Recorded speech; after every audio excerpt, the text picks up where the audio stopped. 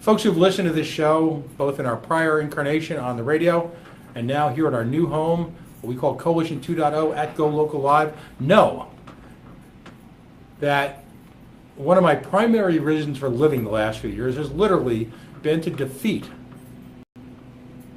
the attempt by an out-of-control government to use taxpayer dollars to subsidize hashtag 38 Stadium. Originally here in Providence, and as I look across the Providence skyline, I fail to see that which I was told would be impossible to stop. And of course, I'm talking about the then Prov Sox incarnation of the Providence Paw Sox Stadium. And yet 2 years later, here we go again. Just a few weeks ago, Senator Ruggieri decided to announce that it was too late in the legislative session to pursue this type of controversy, this type of imposition, if you will, on the taxpayers.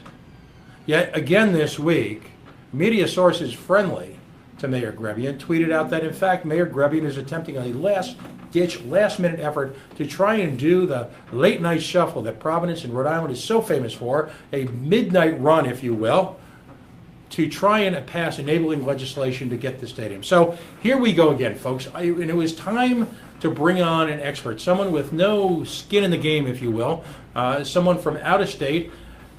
He's a recognized expert, a PhD in economics. He's a graduate, I believe, of St. Olaf University, and what we refer to here as the Minnesota Ivy League. He's a professor of economics at the College of the Holy Cross.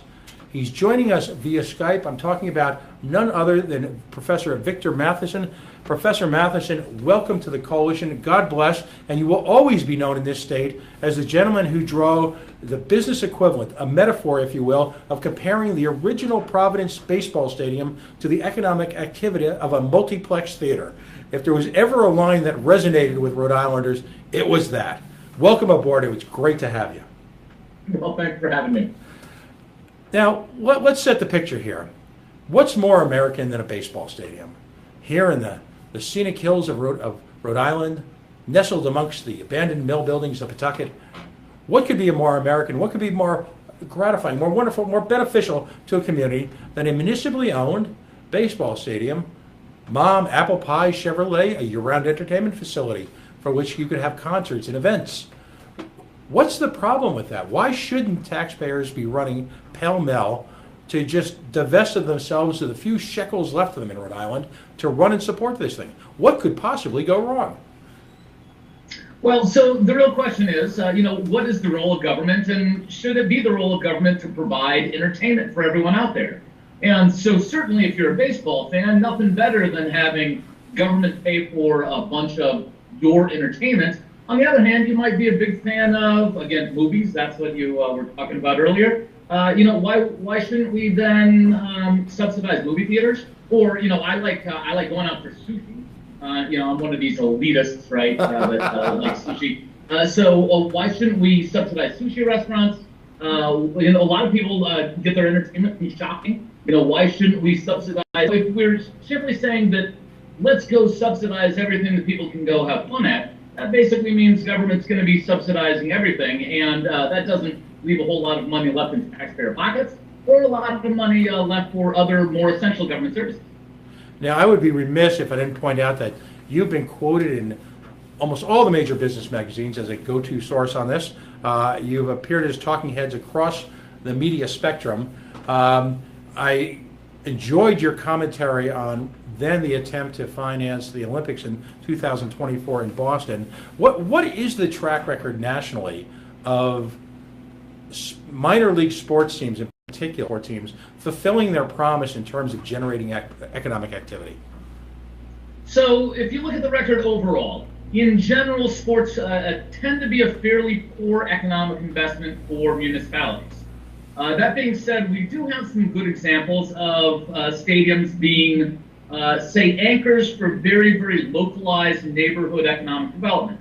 So, for example, if you want to justify a Paw Sox stadium saying, look, we want to pour a bunch of money into one very specific part of Pawtucket to develop that one small area, we do have some evidence that sports stadiums can do that. However, in terms of generally increasing economic activity region-wide, there's just simply no evidence that happens. Now, if you look at cities across the country, there's been a spate of these recently, and I'll point out, you've got a couple of stadiums that went up in Georgia, both on the major and minor league level. You've got Hartford, you've got Richmond. This year's buzzword, last year was transparent. This year's buzzword in Rhode Island is ancillary development. Have you seen successful efforts or successful results at this quote-unquote ancillary development? And why don't you, if you could, define for our listeners and viewers what they mean by ancillary development? Yeah, so what ancillary development would mean is that the taxpayer subsidizes the stadium, but then the neighborhood in the stadium grows up around that, and you have all sorts of businesses move into the area near the stadium. And so what the taxpayer loses on the stadium itself, they gain in the economic development in the neighborhood around that. Mm-hmm. So we do actually have some fairly successful examples of that. So for example, if you've ever been out to San Diego, they have the Gas Lamp District. That is anchored by Petco Stadium, where the Padres are. Coors Field in Lodo, in Denver, lower downtown. That's another very fun and exciting entertainment district that, again, got a big shot in the arm by putting a stadium there and all the people who go through there. How a stadium you see like that, you also see a stadium like the new Comiskey Field, U.S. Cellular Park in Chicago, which is basically a big walled fortress surrounded by a moat of parking lots that has essentially no economic development. And what the baseball team has done is successfully driven all of the economic activity anywhere around that stadium inside the stadium where they can profit in it, rather than developing any sort of neighborhood around the stadium. Isn't that the goal of most big footprint, taxpayer-supported organizations like this? When it comes to casinos, shopping malls, baseball stadiums, there's really no economic motivation other than beyond getting the initial approval for them to spin that business outside. Aren't ultimately their business plans based largely on them internalizing those revenue opportunities? Well, no, so that's exactly right. Baseball teams and football teams, they're not generally in the business of local neighborhood economic development. They're in the business of revenue generation through baseball or basketball or football. And so, if you're the Chicago Cubs, you don't actually want that baseball fan to come before the game and have a beer in Murphy's bleachers outside the stadium and then go for 6 innings and then leave near the end of the game to go to the Coffee Bear afterwards.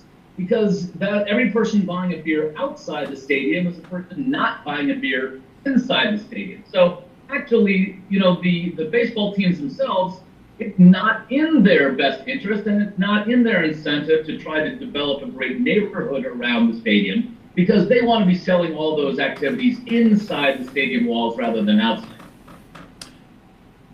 When you look at areas like Pawtucket, Rhode Island, and we love Pawtucket here, very often folks now, and I was one of the first, I think, to describe Pawtucket as the Brooklyn, the creative Brooklyn, if you will, to Providence's Manhattan. There's some organic economic activity. There are pubs that have popped up, the artist community that have largely fled Providence to get into a more affordably priced Pawtucket. That activity is organic. Is it possible, or is there a track record anywhere of government, minus giving away huge subsidies, of being able to generate that type of organic activity? Or does it, whether it be a Soho in Manhattan, a Greenwich Village, or any one of a number of arts areas, say in San Francisco, doesn't that activity have to be generated by a set of organic, ingredients, if you will, that have to exist before that can magically happen? Yeah. So I wouldn't say it can never happen. What I would say, however, is that it's a whole lot easier to pour a bunch of money in and build a big stadium. We know how to build big stadiums. We know how to pour concrete. We know how to do that sort of thing. It's really hard to build that local neighborhood bar that everyone wants to go to and generates traffic day after day after day after day. And I think that's something that generally, urban planners, both who are private and government and academic, have a much more difficult time figuring out how we make really, really fun exciting, livable neighborhoods, because that's a much more difficult thing than building a stadium that's really cool. As long as you have the money to do that. Well, and there seems to be an entire cottage industry, if you will, of consultants only too happy to provide, and these are my words, not yours, grotesquely inflated revenue and attendance projections onto these facilities. Do you see a trend nationwide where they always seem to paint these rosy pictures? I want to point out, and this is my point. Here in Rhode Island, the firm that's doing the revenue projections under the study paid for by the taxpayers of Pawtucket actually was the same firm that did the Ryan Center. And according to Go Local Prov reporting, they overestimated over a finite period of time in excess of 1 million extra attendees that were going to go to the Ryan Center. That never did. So how do you find reliable projections, as far as potential economic activity, when it seems like every time it's the people sponsoring the project who coincidentally are sponsoring the consultants? Yeah, so there's a lot of questions there in your statement. So first of all, when it comes to these, what I would also term grotesque economic impact statements, economists, when we say the word InflateGate, we're thinking about a totally different thing than the typical Right. fan here in New England. Right. Because again, we always see these numbers inflated, and we often have a quick rule of thumb. Basically, take whatever the consultants tell you, move the decimal place one place over to the left, and that's probably a much better estimate about what you're actually going to get. There's some real difficulties associated with doing economic impact statements. So, they have a hard job. One of the major issues is, let's say you do have a bunch of people going to a new stadium in Pawtucket. The question is where those people are coming from and what would they have been doing instead. So, for example, if you have this great new neighborhood around a stadium developed with brew pubs and exciting restaurants and things like that, the question is, what is that person in that local brew pub, that ancillary economic development, what would that person have been doing otherwise? And if you only count the benefits of new people going to the neighborhood near the ballpark and don't count costs of that restaurant that's a couple miles away that no longer gets that activity, then you're going to get these grossly inaccurate numbers. And of course, then you have all the regular problems with having, just hugely inflated numbers and very optimistic numbers all the time. That's obviously a secondary issue. Right, bingo. And this is our concern because in Rhode Island, folks, there is this astonishing track record of, shifting, if you will, from one side of the ledger, economic activity. Now, one only has to look at the Providence Place Mall. Ultimately, the state has failed to provide, in the run-up to it or post-analysis, any sort of interpretation of where that business is coming from. Originally, prior to the establishment of something called the Nada Collection and the redevelopment of certain Brookline area malls, the notion was that this mall was going to attract people from out of state. Now, anecdotally, because the government that's pushed this, and I use the term pushed euphemistically, that pushed this, fails to provide us with the numbers of how many folks they essentially just siphoned out of downtown Providence, how many people they siphoned out of Cranston, the now moribund, nearly broken Warwick Mall structure, and in fact, are we just moving from column A to column B? And ultimately, Professor, from your experience, and this is, we're looking at rules of thumb, we're looking at generalizations here, but minor league baseball teams, do they attract much of a tourist crowd? Oh, did I lose you? Oh, you lost me for a minute, but I think we're back now. All right, so do minor league baseball teams in an inner city area, in a mill town, do they attract significant tourism dollars from out of state? So we don't have a whole lot of evidence, particularly the minor league teams generate a whole lot of out-of-state business. Typically, we find for a major league team, roughly 20% of attendees at any given time are from out of the region. Right. Minor league teams are probably below that, and below that by a significant margin. But it should even in this case be pointed out that unless people are traveling to a city specifically to go to a game, even then it's not like that baseball team is actually generating new economic activity. So I'll give you an example here from me. At the end of the month, I am going to an economics conference, hanging out with a bunch of other sports economists in San Diego. I am going to go to a baseball game while I'm there, so I'm going to be an out-of-towner spending money at a ballpark that you would normally think should be economic activity that's generated by that team.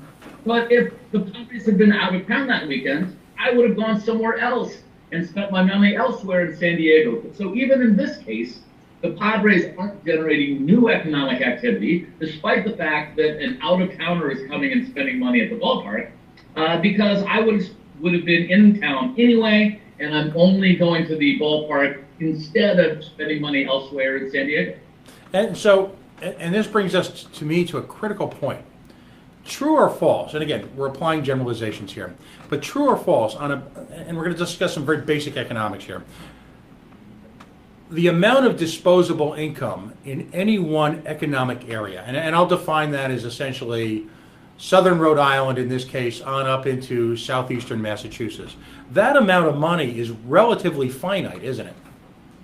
Yeah, so that's correct. And so I think I see where you're going here is that if you build a new stadium and you direct additional dollars into people spending money at the ballpark, that almost necessarily means that you have to be spending less at other entertainment options in the local area. And so the Pawtucket don't generate a huge amount of new economic activity in Pawtucket or in Rhode Island. They mainly just shift around where people are actually spending their entertainment dollars. Right. And to your earlier point, if, let's just say hypothetically, and because this is an issue we're going to cover later in the show in a separate segment, but hypothetically, if you're the town of Cumberland, which as a town directly abuts Pawtucket, if you will, essentially, and also directly abuts the other state-sponsored monopolistic entertainment facility in the state, and that, of course, is the Twin River gambling, quote-unquote, casino in Lincoln, Rhode Island.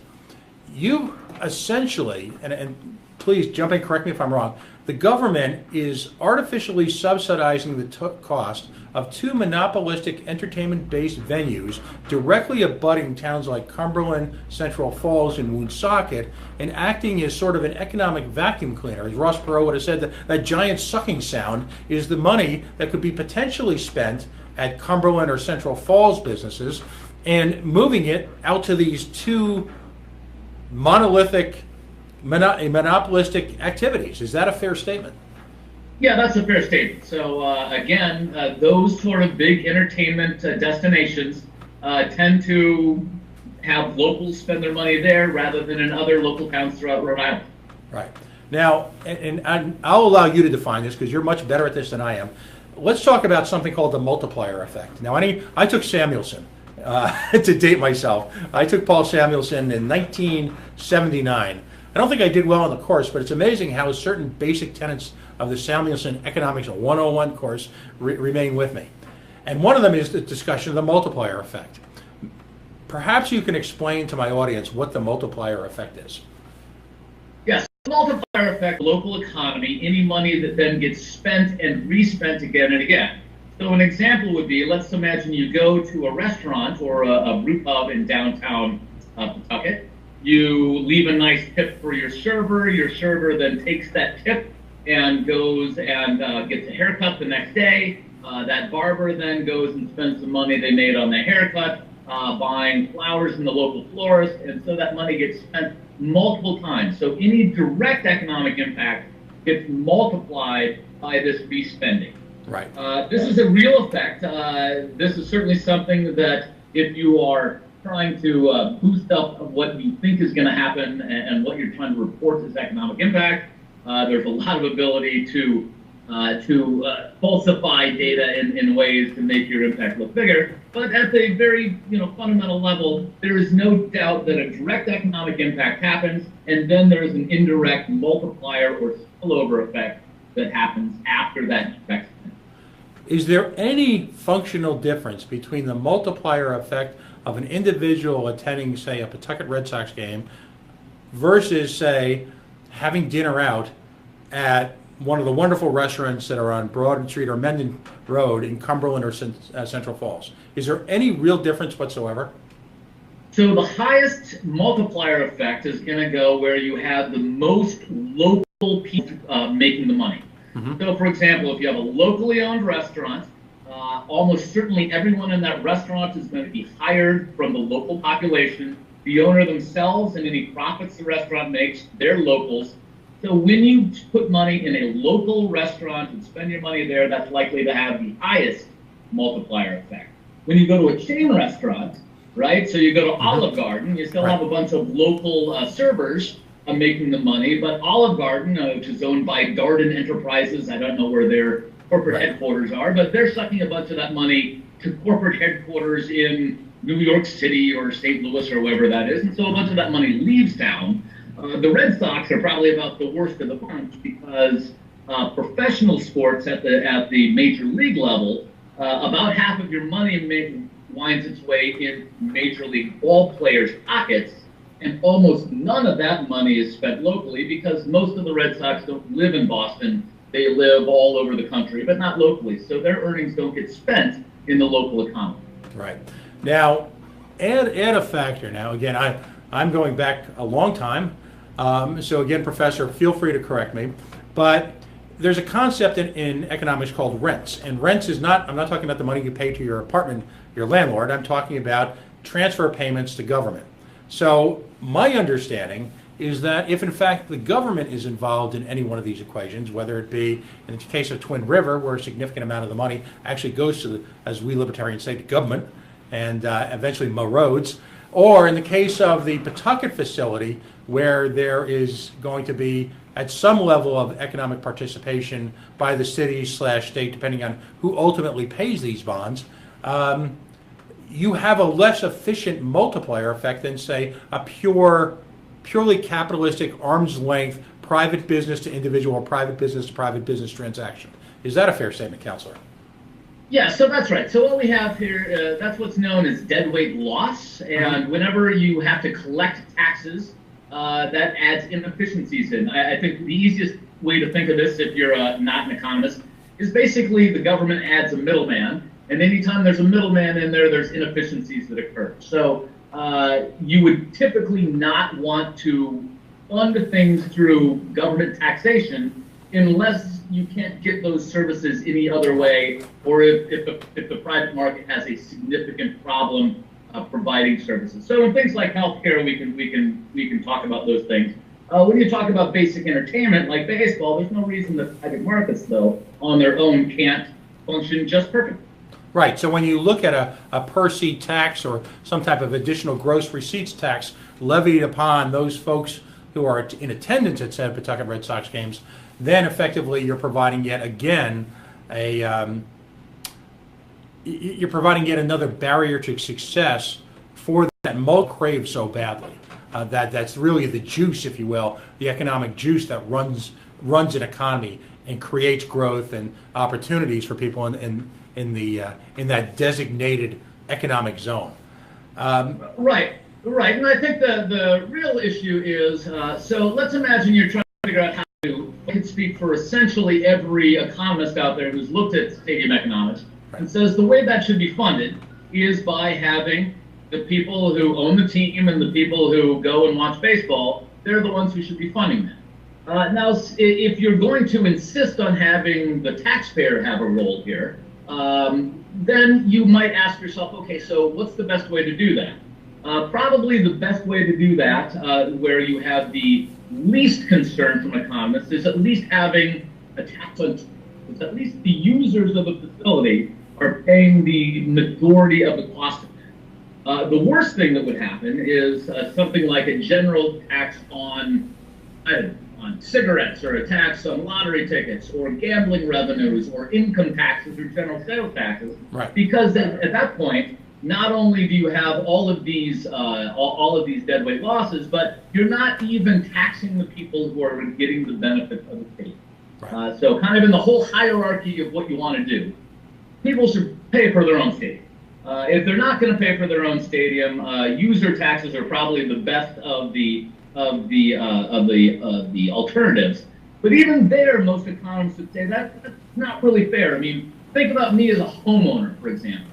If I had a user pays tax, basically I would say, look, I built a new house here in my town in Massachusetts that you wouldn't have had otherwise. And so what I want you to do is I want you to apply my property tax to my mortgage bill.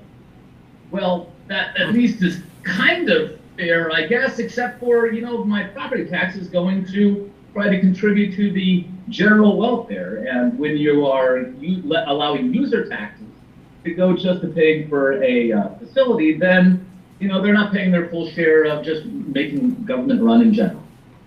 Have you seen out there any real appetite for private financing for these type of stadiums? And just as a backdrop, I want to note that the owners of this enterprise, the Pawtucket Red Sox, are players on an international level. Terry Murray is the former CEO of Fleet Bank. Mr. Ryan is the former CEO of CVS Corporation. Clearly, we're not talking about let's just say the everyday successful, average, super successful local businessmen. These are individuals with clear access to capital markets, with clear track records in managing large multinational, sophisticated consumer operations. Why is there an appetite out there? Why wouldn't they just simply go to the private markets and say, hey, this is such a great investment. I want to make all the steam off of it. I want complete control. Loan me some money. Let's issue some bonds, whatever. Why doesn't that ever seem to happen?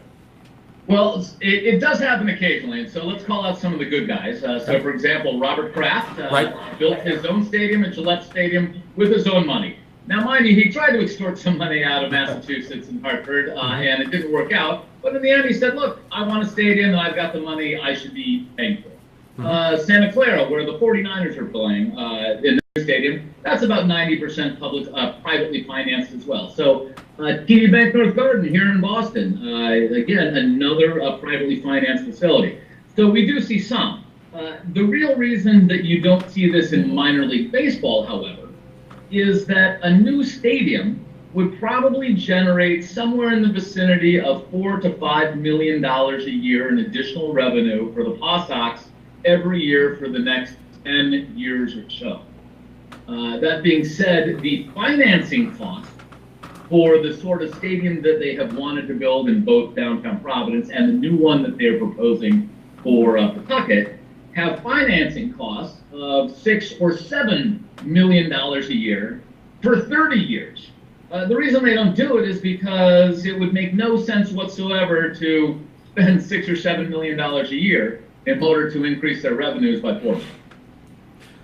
Now, you mentioned an interesting point when you mentioned 10 years, and I'm sure you're throwing that out as an estimate, but it would appear, at least to the casual observer or someone like myself who is not an expert but literally tries to play one on the radio, it would appear that one of the newest phenomenon is what I'll call zombie stadiums, where you've got stadiums being built and then being declared functionally obsolescent far before these stadiums have either A, reached their often stated, or as you say, highly inflated revenue goals, B, before their useful life, and in some cases it would appear even before the taxpayer pays it off, sort of like a bad car loan. Do you see this as a new trend? Is this starting to happen everywhere?